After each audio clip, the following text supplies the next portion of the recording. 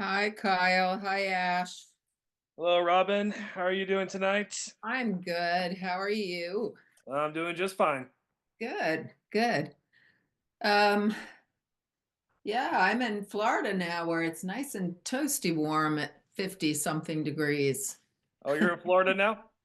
I've been here since November. I'm helping my mom out for an undisclosed period of time. So I literally just bought another booth so that I have one in both places. Let's see. You're looking at the inside of my booth in Virginia. This is the outside. Let's see. It's the outside of my new one, Ah, I see. which is actually a better booth, but it's older. So I had to do a lot of stuff to it when I got it, but now it's ship shape. So it's all good. Nice. Yeah. It's too small to sit in for a class though. Yeah. It's 4 by 4. Ah. With equipment in it, it's a little less space. Mm-hmm. I prefer to be at the desk. Yeah. Sure. Um, welcome, Ash. Welcome, Roy. I was telling Roy earlier, we have 15 people signed up. We usually have a much lower show rate, but I am going to start pretty much on time. We've got about 5 more minutes. Um, so I'm happy to just hang with you guys if you have any questions or anything in this time. Um, you said when we some time ago I was with you when you were introducing Ava, the basic info and everything. Yep. You said you were gonna email the slides to us eventually. Did I not send them, Kyle? I don't believe you have. I never got any email from you or anyone. I thought that I did for your class. I did late, but I'm going to put a note because maybe the way I have to go in and pull up the emails, um, maybe you didn't show on that spreadsheet. All right. So that was for the All About Ava. And I am going to send the slides for tonight too. I usually send it the next day or 2 days later, um, just because I have, believe it or not, I have recordings to do after this class. Of course. So, I'm making myself a note right now that you didn't get from the class before. Okay. And I'm actually going to check that class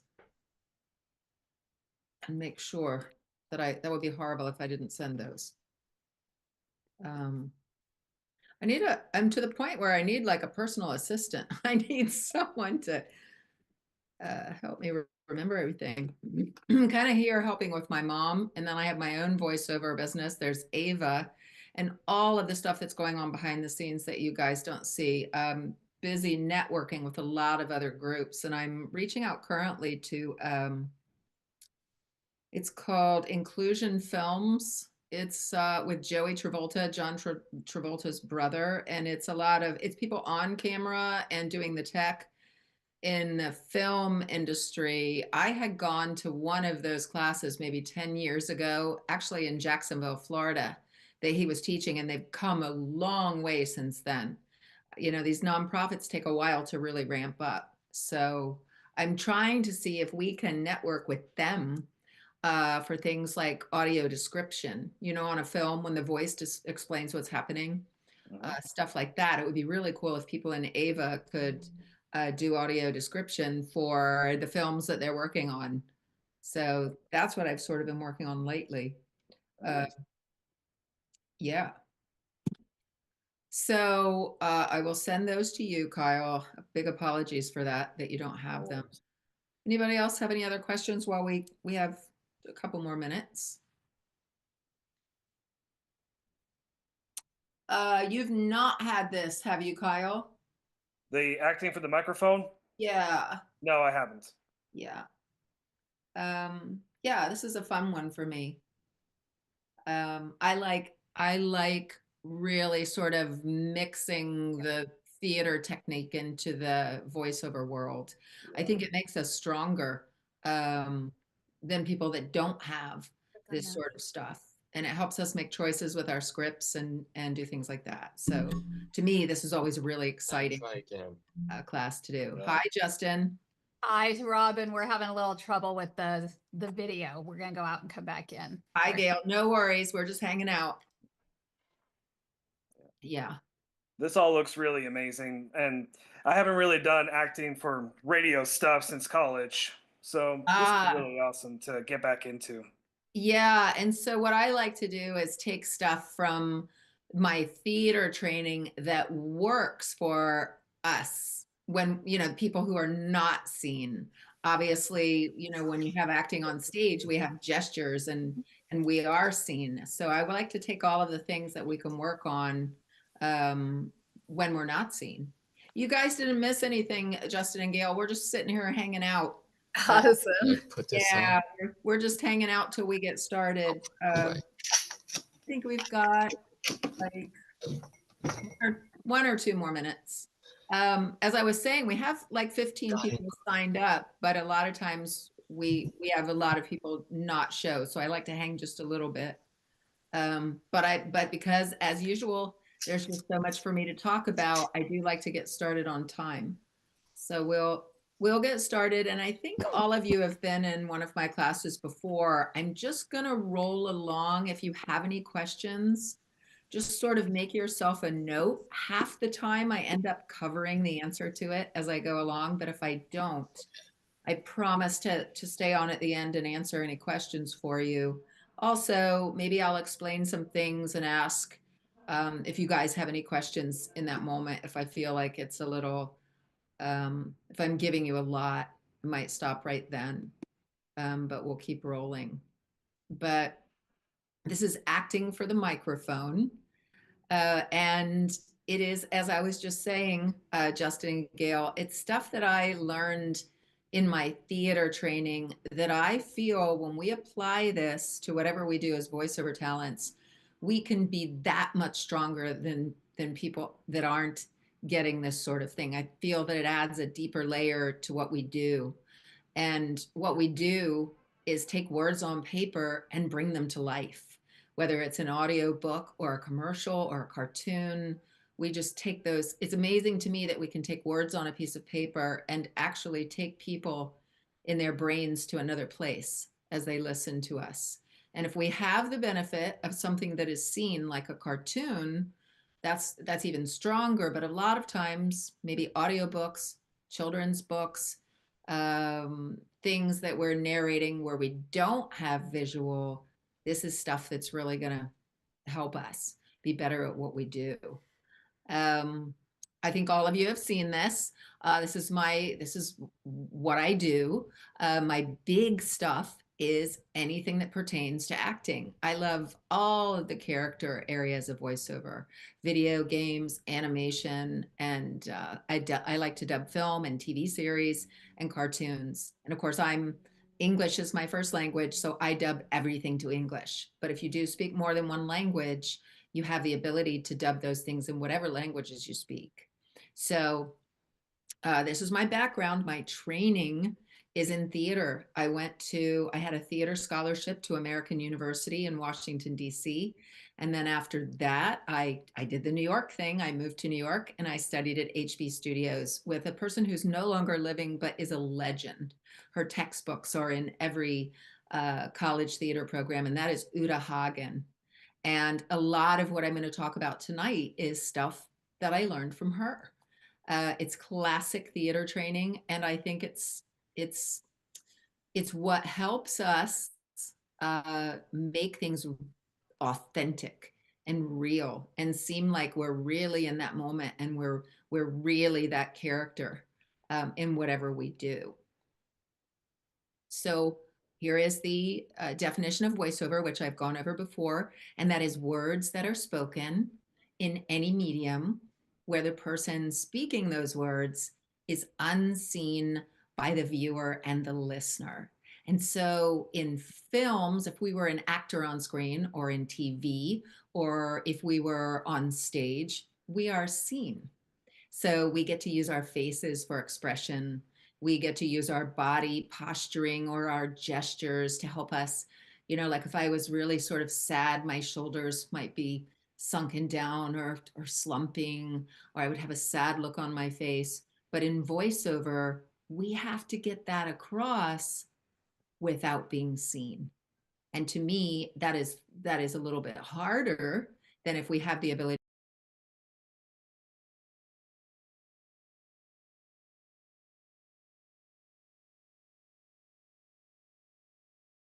words, we can do that. So what I'm going to do is take everything that I learned from my years on the stage to coming to the mic, and we're just kind of marry those two things together and mix them together to give you guys some tips and tricks. This is one of the first things that you're told in an acting class, and that is if you don't know what you're doing, then the audience doesn't know what you're doing. So in our case, as voiceover talents, if we don't know what exactly we're doing with the script, if we don't know what we're doing, then our listeners, whoever is listening to whatever we're doing, they're not sure what we're doing. And so that means we just sound like someone reading words on a piece of paper. We might have an amazing voice. We might be wonderful to listen to the sound. But if we don't know what we're doing with the script, then the audience doesn't know what we're doing with the script. So what we do is we have to make choices. We have to decide, what am I going to do with this script?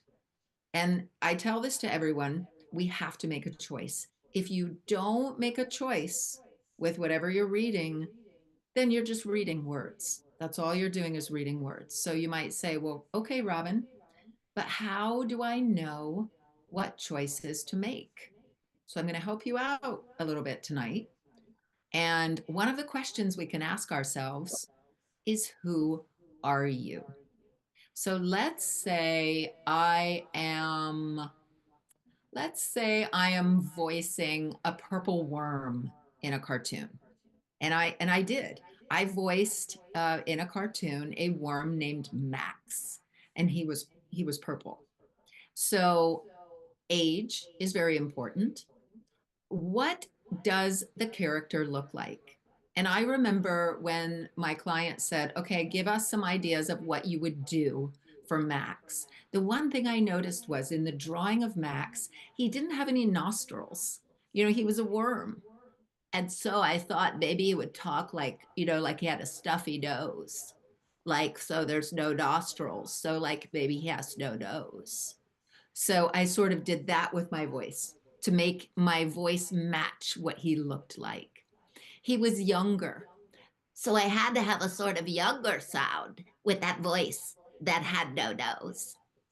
If he had been an old worm, maybe I would have been like this for that worm that had no nose.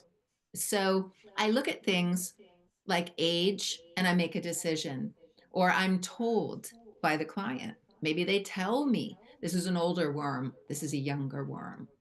I look at what that worm looks like. I can ask myself questions like, is he a fraidy cat? Is he a brave worm? Is he a confident worm? Is he a sassy worm? Is he an angry worm? All of these things are choices. So I have somewhere specific to go. And the more specific your choices are, the more interesting your character is. What does this worm like or dislike? These are all things that maybe I get little clues in the script. Maybe I get clues from the director or the person who's giving me direction. But sometimes they might say to me, Robin, here's the drawing, go. So I get to make all of the choices. It just depends. Every job is different. Any questions on this, you guys? How you get to make choices as opposed to just reading the lines that you have? Would you always get a description of the character before you start making voices? That's the thing that's always interesting about this business is sometimes you do. Sometimes you get a very specific description, and sometimes they might just give you the drawing, the graphic to look at it and say, well, Robin, what would you do for a character that looks like this? And I might come up with something, or maybe I might ask questions. Well, it's hard for me to tell with this character how old this character is. Sometimes you can tell in a drawing, like, is it a boy? Is it an old man? Is it someone that looks like they're in their 20s? Someone that looks like they're in their 60s? Sometimes it's very obvious when you look at them. Now, if it's, let's say, an audio book, and you've been hired to do the book, then you would probably read the book and you would understand that. But sometimes I like to ask questions of the author as well. Maybe I think of questions that I can't tell from the book and I might ask. And sometimes they might say, I trust you. Do whatever you feel is best.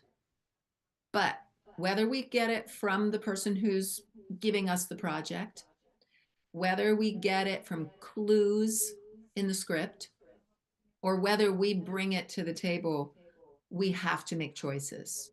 Otherwise, we're just reading words. We're just reading words that have no, we don't really understand who this is.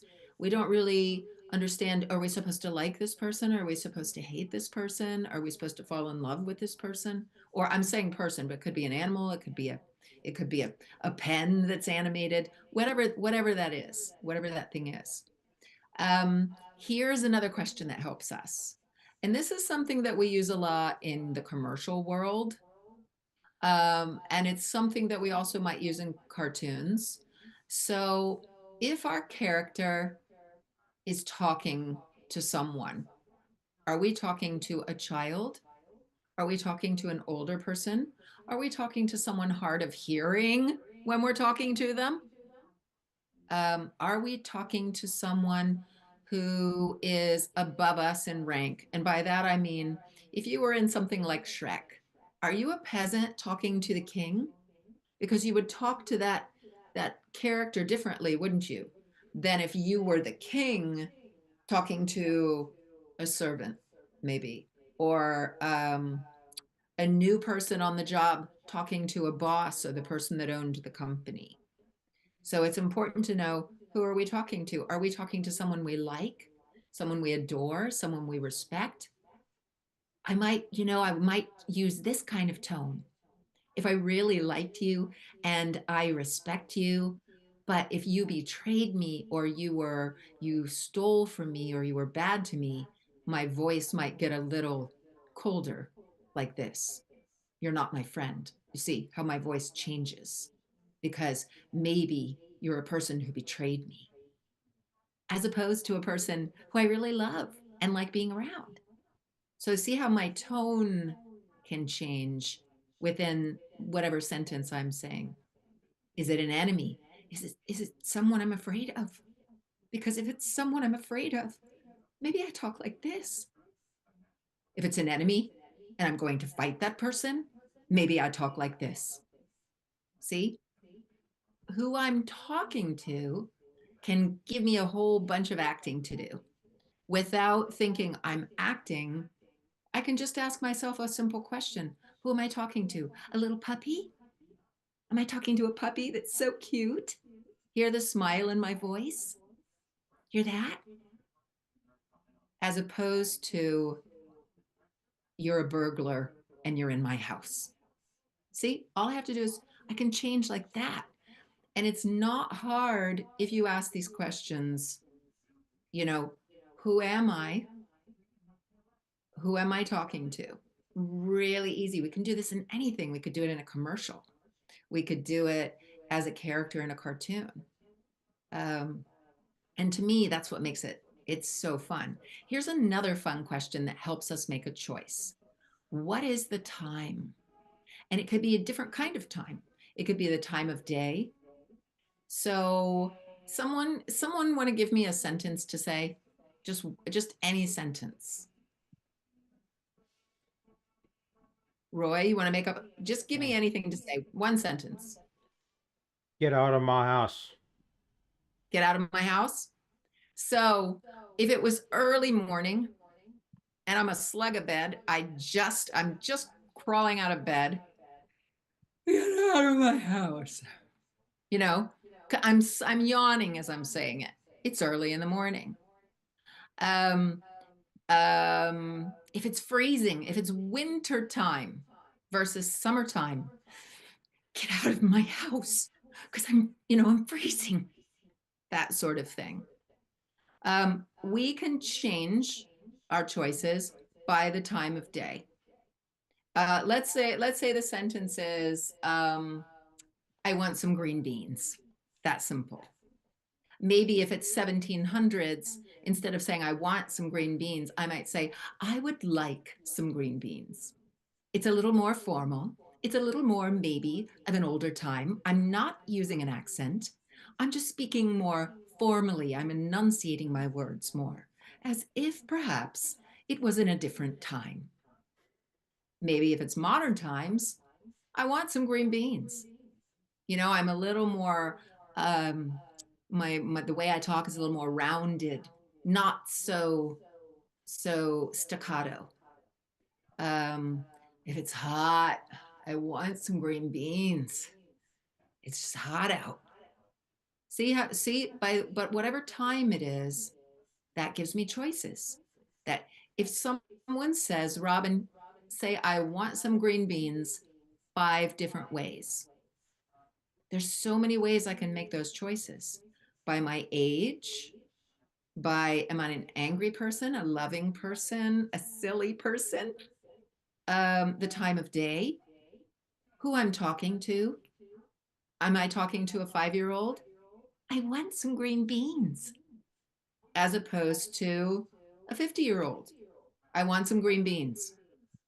So I can come up with tons of choices by asking, what is the time? Who am I? Who am I talking to? You guys get it? How it can give me so many different things. And that's not even changing my pitch. That means speaking in a lower voice, speaking in a higher voice, um, speaking in an older voice, and then speaking in a younger voice. So, see all of the different choices I can give myself with these questions, as opposed to just reading, I want some green beans. This is a really fun one. Where am I? Am I in a crowded elevator? And am I in a huge, beautiful meadow with flowers? Am I sitting at the kitchen table on the streets of a big city, a loud, crowded city, on a ship in the middle of the ocean? And the really cool thing is, the more specific you get with your choices, the easier it is and the more fun it is. So let's get specific. Okay. So I'm in a crowded elevator with people pushing and shoving. So see how they're sort of pushing me around. Does it sound like if you weren't looking at me, you can tell they're pushing me around? See what I'm kind of doing with my voice and even my body? We have a saying called motion creates emotion. Sometimes we move to get that sort of a sound. I want some green beans. See? And if you are just listening to me, maybe you don't know I'm pretending like I'm in a crowded elevator. You might think I'm really pushy. I want some green beans. Am I in a huge meadow filled with flowers? And let's get specific. It's sunny and peaceful. I want some green beans.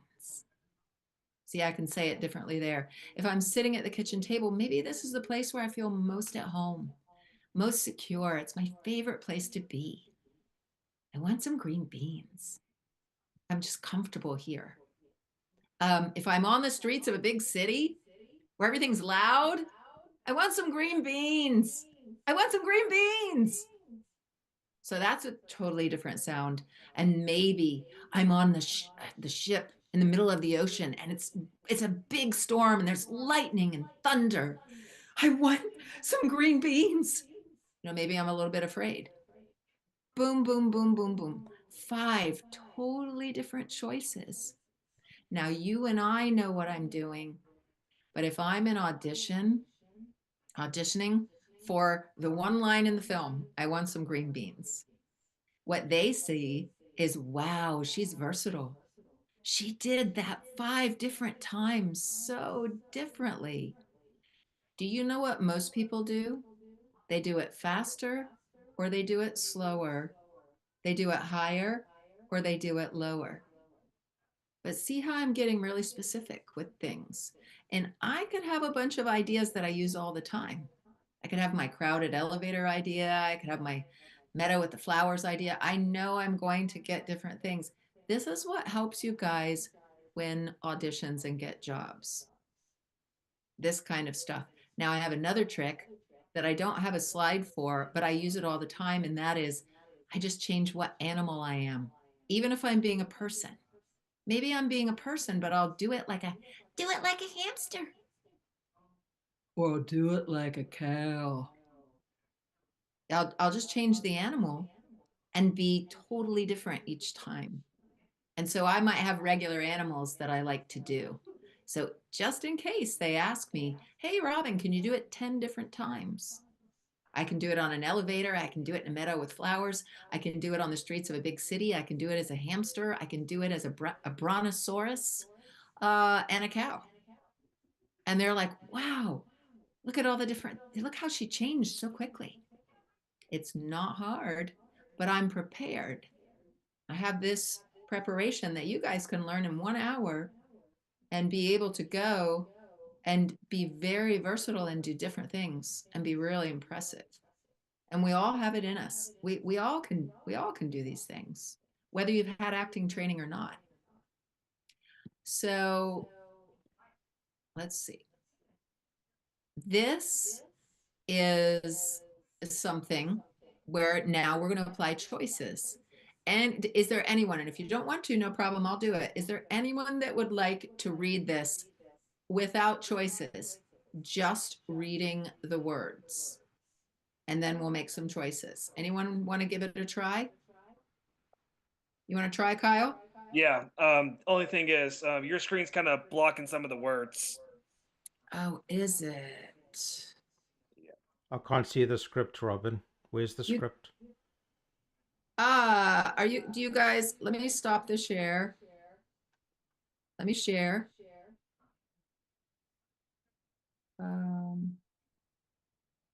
Is that any better? Yeah. I mean, the words are there. It's just I can't see like tonight all the way.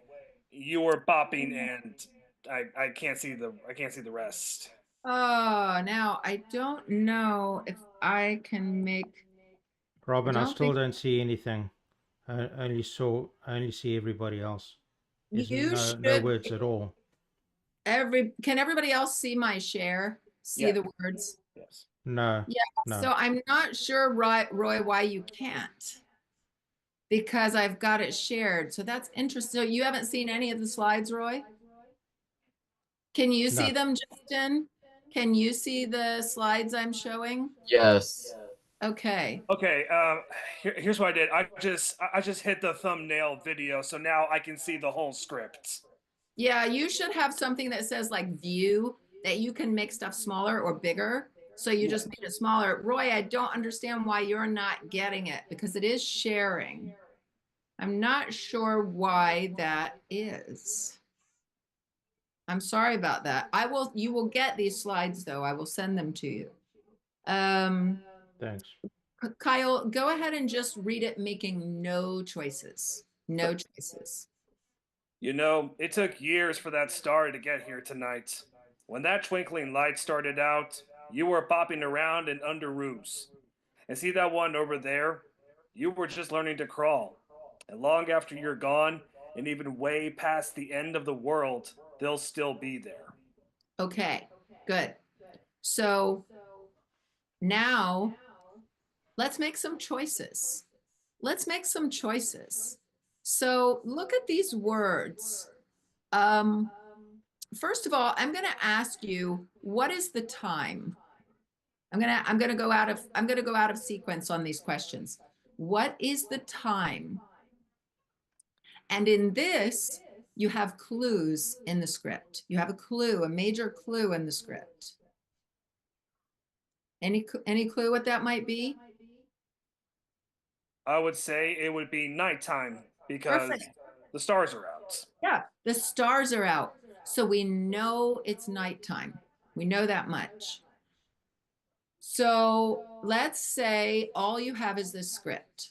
You don't have, let's say I'm the person that says, hey, Kyle, I want you to do this project, but I'm not giving you anything. I'm just going to say you do whatever you want, Kyle. So the only thing you have is yourself and the script. So you know it's nighttime because the stars are out. So now, who would you say you're talking to? And When that there's no right or wrong. You just have to make a choice. I would say after reading this and looking at it now, I think I'm talking to my son or my daughter. I could see that. I could see that. And so where would you say you are? Where are you looking at these stars talking to your son or your daughter? I would say my backyard. Like I'm outside my house in the backyard just looking up at the stars. Right. Okay, good, good.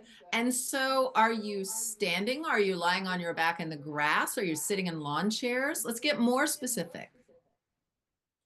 I would say maybe sitting down on chairs. Looking up at the sky. Yeah. Okay, good. And who are you? How old are you? Your age Um, or older? Or how old are you and how old is your son or daughter? I'm probably in my 40s, and I would say my son would have to be like under 10 years old. Okay. Okay, good. So, okay, everybody, you see now Kyle has made some choices. So, Kyle, with all of that in mind, where you are, who you're talking to. So, if it's your son or your daughter, what is your tone? What is your tone to your son or your daughter? How fast are you talking if you're pointing out stars? If you're looking at this one, and then you're looking at that one. Don't be afraid to pause because when we are looking at different things, we have to take time to see the next thing. Because if we don't take time, that little pause before we see the next thing, we could only be reading. We sound like we're reading. Does that make sense? Mhm. But if you have that pause of like, oh, and over here, that sort of thing, then the listener feels like they can actually feel where you are and who you're talking to, even though we really don't know. You've made us feel that. So try it again and take your time, Kyle, and with exactly the choices that you made. Okay. You know, it took 4 years for that star to get here tonight. When that twinkling light started out, you were bopping around in underoos. And see that one over there? You were just learning to crawl. And long after you're gone, and even way past the end of the world, they'll still be there. Boom. Everybody see the difference in that and the first read?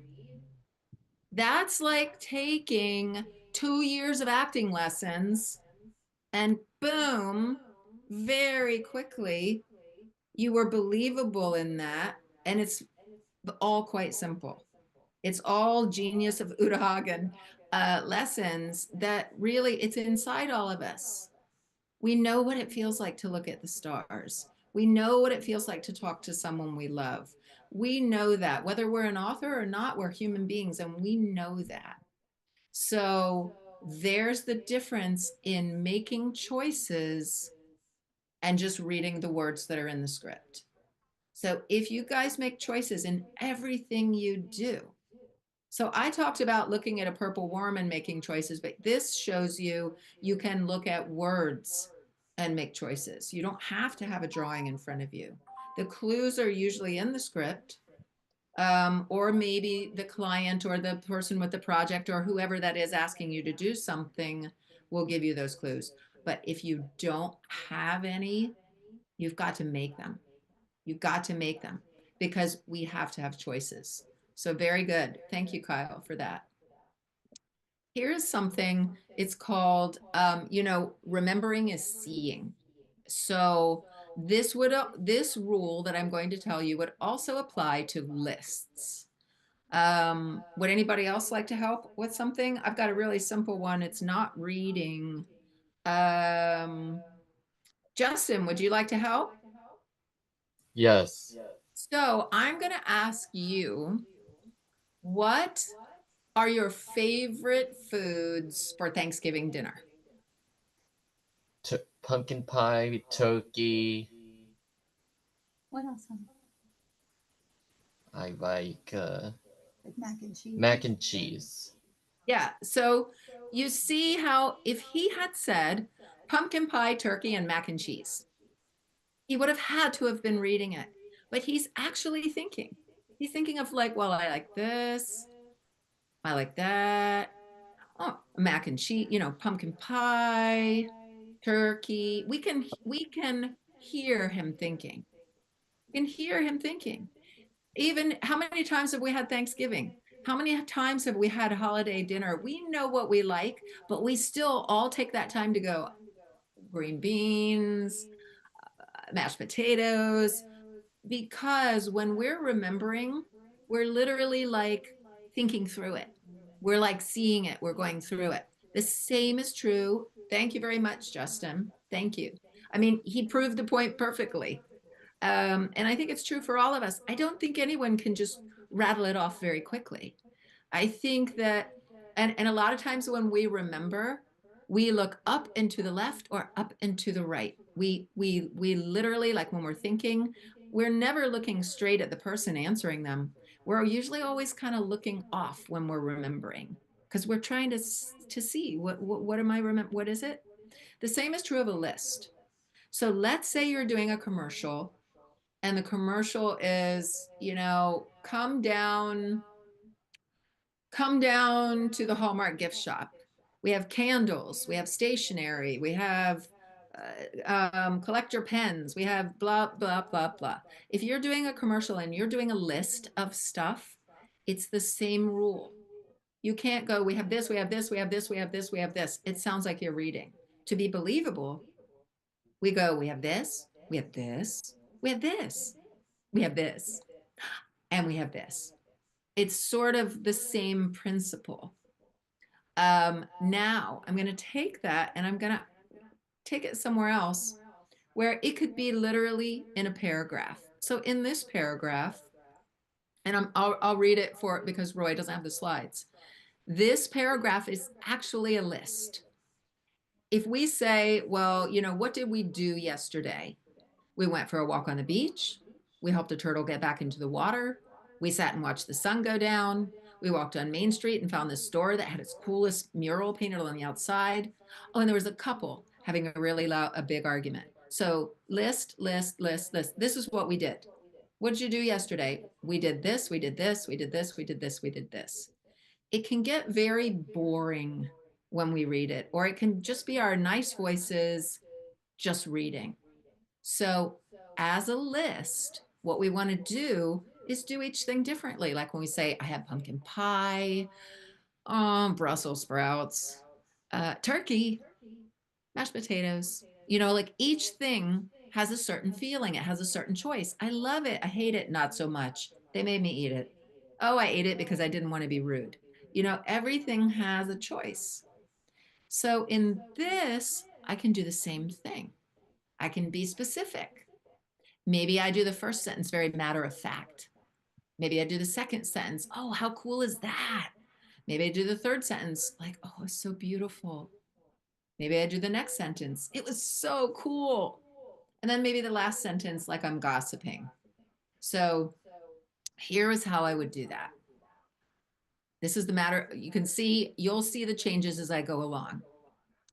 We went for a walk on the beach and we helped a turtle back into the water. Then we sat and watched the sun go down. And then we walked on Main Street and found this store that had the coolest mural painted on the outside. Oh, and there was a couple inside having a really bad argument. So see, I went from matter of fact, how cool is that? It was so beautiful. It was so cool. and then gossipy. Oh, they were having an argument. Uh, is that more interesting than if I just kind of read the list? We went for a walk on the beach and we helped a turtle back in the water. Then we sat and we watched the sun go down. And then we walked on Main Street. So, see, all I had to do was make choices for each sentence. So, if I got this as an audition, the first thing I'm going to look at this is say, oh, it's almost like a list. We did this, we did that, we did that, we did that, we did, it's like a list. So the next thing I will do is say, how does it make sense? Well, if I was helping a turtle back into the water, I would be like, that is so cool. If I was like helping a sea turtle get back in the water. So I'm going to say, how cool is that? If I was sitting and watching a sunset, to me, it's a beautiful thing.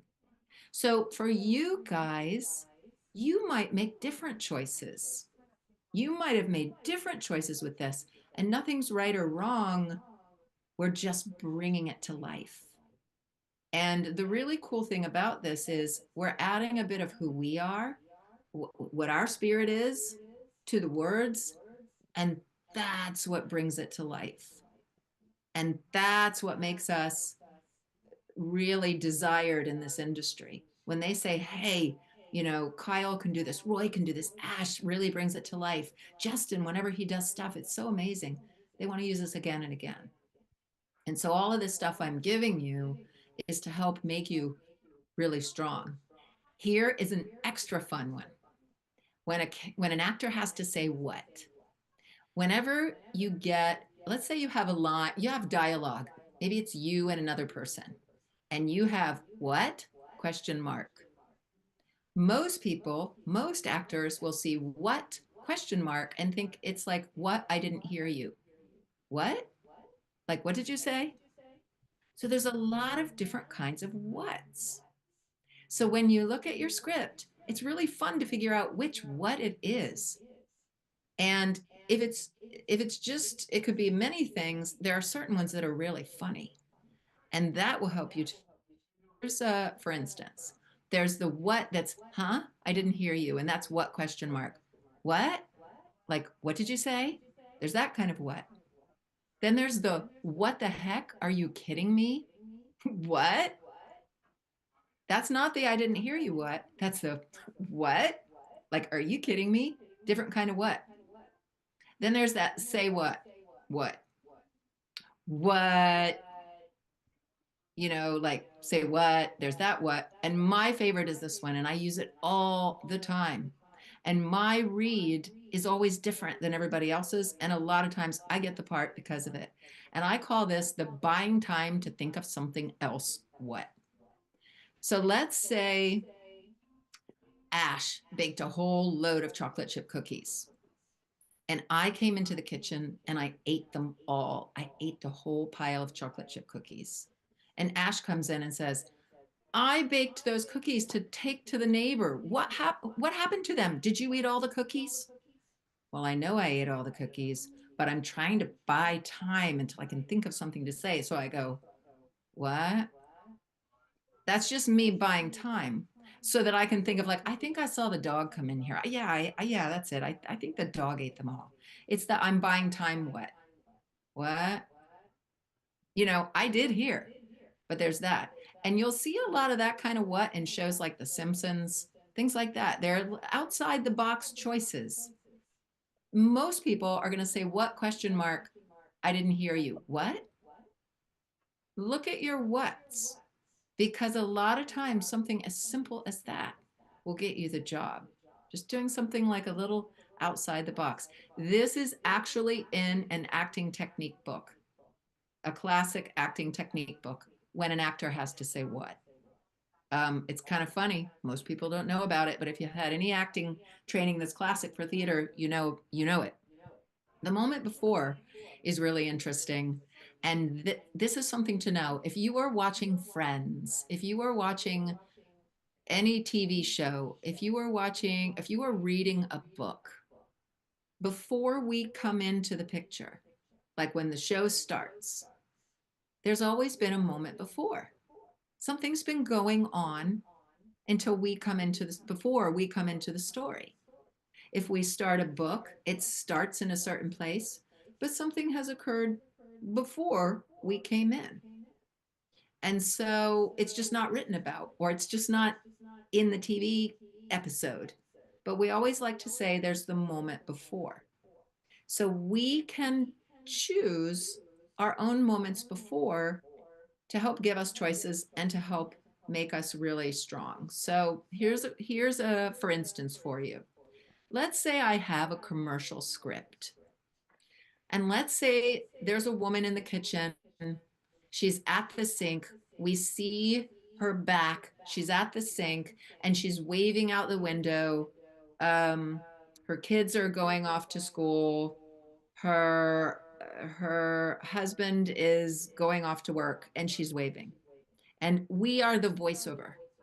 We don't see the person's face. We don't see her talking.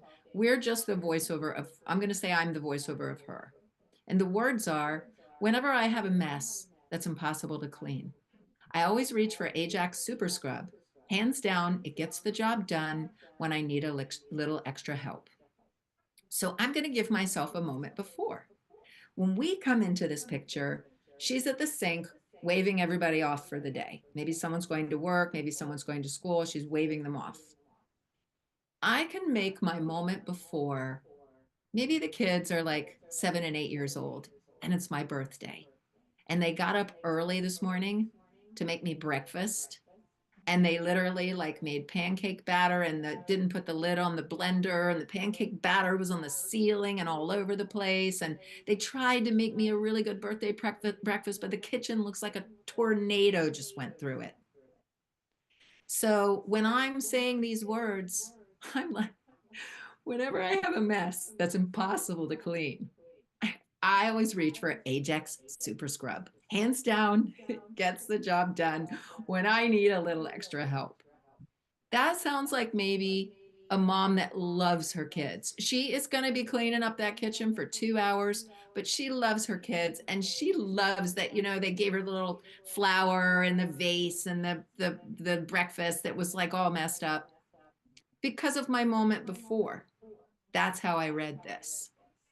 Now, maybe the director says, Robin, give us a totally different take. I could sit there and say, how am I going to do that? How am I going to do it different? Or all I have to do is change the moment before. Did anybody see that movie, A Christmas Story, where the Bumpus hounds come in and like eat all the turkey, and the hounds come in from next door and run through the kitchen? So maybe my moment before is somebody left the back door open and the hound dogs from next door run in through the kitchen and make a terrible total mess again. This is the third time it's happened. Maybe I read it this way. Whenever I have a mess that's impossible to clean, I always reach for Ajax Super Scrub. Hands down, it gets the job done when I need a little extra help. So see, it's totally different because my moment before was different. So easy, you guys. And you could give yourself 3 or 4 different moment befores. No one knows what you're doing, but that's how you're giving yourself a totally different read. As voiceover talents, we use something called a lead-in line. And that means when we're getting ready to do the script, we kind of give ourselves another sentence that helps get us right where we need to be at 100% when we start the script. I always have students that say to me, Robin, I don't know how to choose a lead-in line. I don't know what to use for my lead-in line to get into my script. You know how easy it is when you have a moment before? The moment before gives you your lead-in line. Because now I can say, I can't believe those Bumpus hounds came in here again. Who left the door open? Whenever I have a mess that's impossible to see, it puts me 100% right into my script. If it was the previous one with the kids making me breakfast, I think of my moment before and I could say, oh, you guys, those kids, you are not going to believe what they did. I cannot believe they made me breakfast. Whenever I have a mess that's impossible to see, that moment before gives me my lead-in line. And so what we do in voiceover is we actually record our lead-in line, but we always have a little pause before we start the script.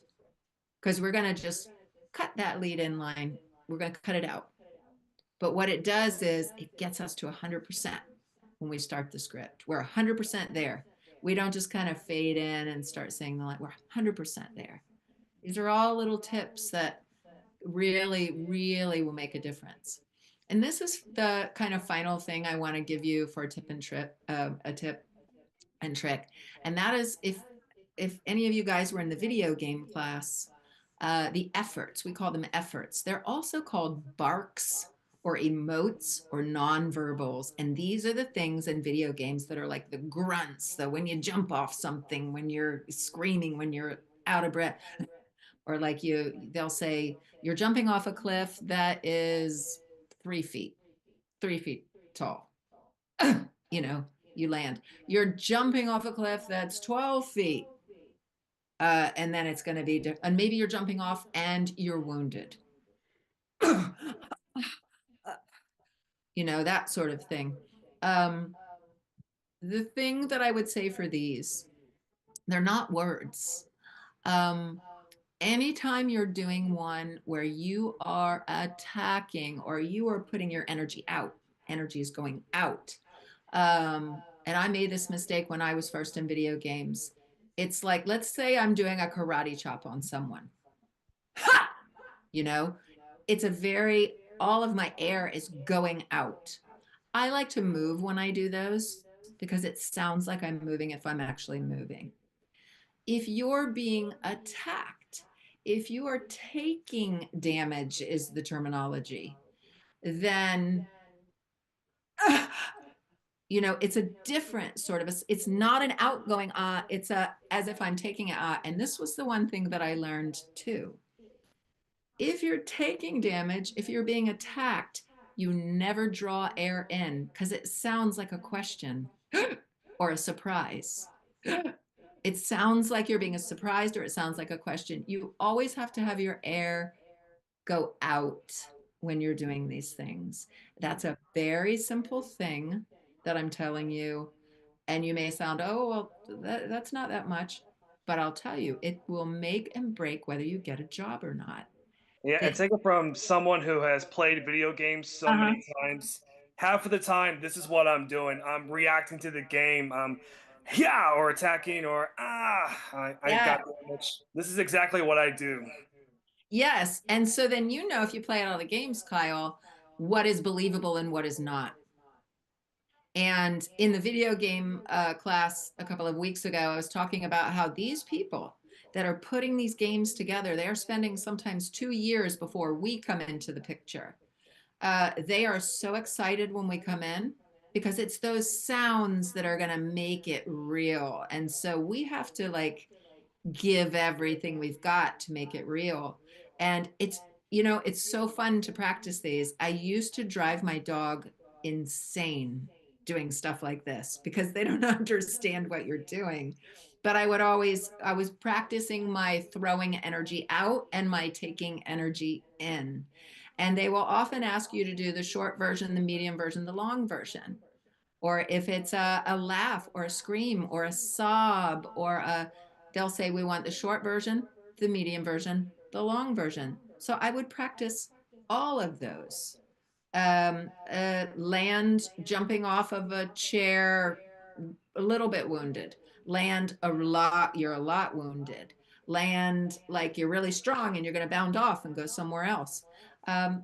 All of these things. If I had something where I was getting punched in the stomach, I don't punch myself, but I just put my hands on myself to contract the muscles because it lets the air go out differently too. Like sometimes it's a double sound instead of just all of those things are really fun to play around with or watch video games or watch movies where there's some kind of action going on and listen to what they do. A lot of times it's dubbed in after because they've been getting the filming done. If you're watching something like Game of Thrones, something like that with those big battle scenes, a lot of those grunts and sounds, people like us come in and add all the extra stuff, which is really cool. But these are all little tips for the mic that I hope can help you. Before I ask if you have any questions, for anybody that has not seen, I think you all have seen the first one. There's one more coming up on the 30th. If you have not been to the All About Ava, I think you all have. And Kyle, I will send you the slides. But any questions, you guys, on any of this?